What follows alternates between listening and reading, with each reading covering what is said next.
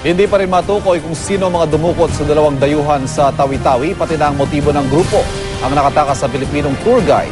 Ikinuwento kung paano sila kinidnap. Nakatutok si Chino Gaston. Nasa kamay pa rin ng mga di pa kilalang armadong grupo ang Swiss national na si Lorenzo Vinciguerra, 47 taong gulang, at ang Dutch national na si Ewald Horn, 52 taong gulang. Kwento ng kanilang kasamahang Pilipino at kapwa birdwatcher na si Ivan Sarenas na nakatakas sa mga kidnapper.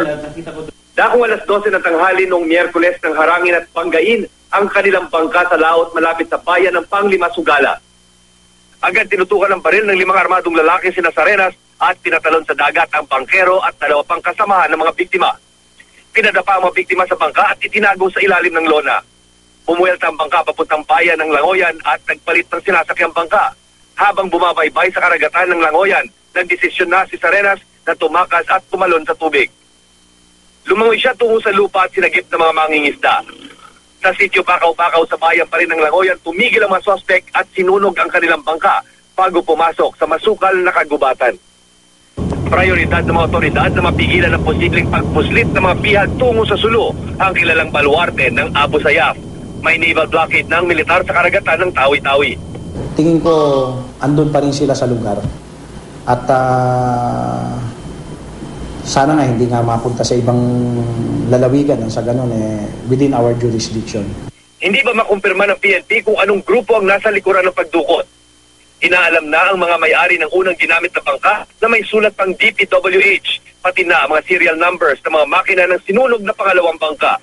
Dagdag pala isipan sa motibo sa krimen ang pagka-recover kanina ng mga gamit ni Sarenas at ng mga dinukot na dayuhan.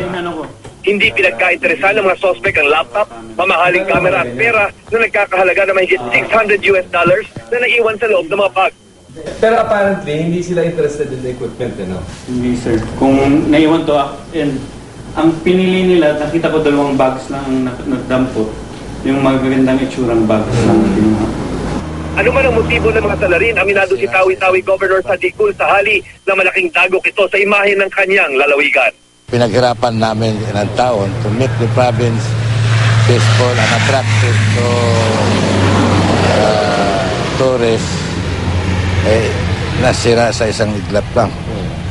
But we really regret that it happened. Bukod sa mga operasyon na inilunsad ng pulis at ng militar, nananawagan din ang lokal na pamahalaan sa mga residente ng mga liblib na lugar sa Tawi-Tawi na makipagtulungan sa mga otoridad para agad na mabawi ang 2 biktima. Mula sa Tawi-Tawi, Chino Gaston, nakatutok, 24 oras.